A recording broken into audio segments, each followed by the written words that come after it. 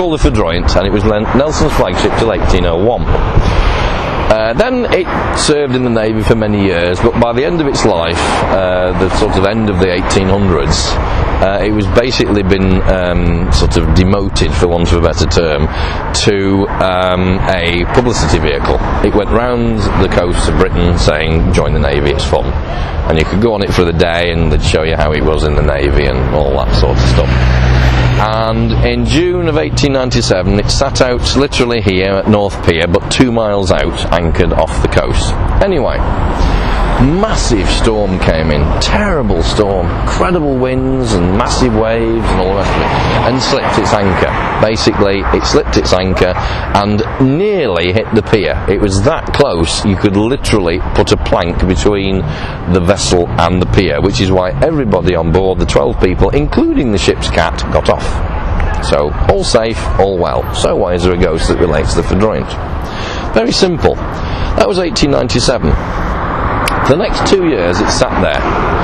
Obviously very famous vessel, and people wanted a bit of it because Nelson had been on it and it was very much part of Britain's heritage, etc, etc.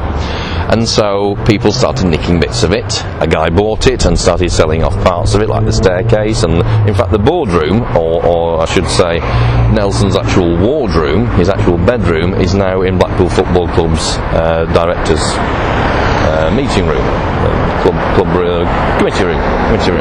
All the panelling is out of Nelson's flagship, and beautiful it is, it's mahogany and teak and all that sort of stuff. Anyway,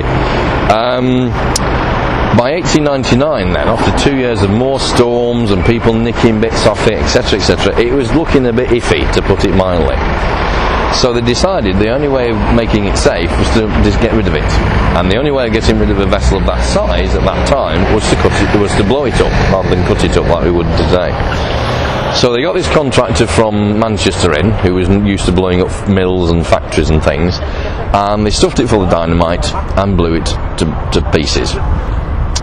Unfortunately, there was a lady from Bolton who was on holiday here, and she was just wandering along the prom, quietly minding her own business, when Fatoum, up went the Foudroyant, and basically a half-ton piece of timber came flying across the promenade and took her head clean off.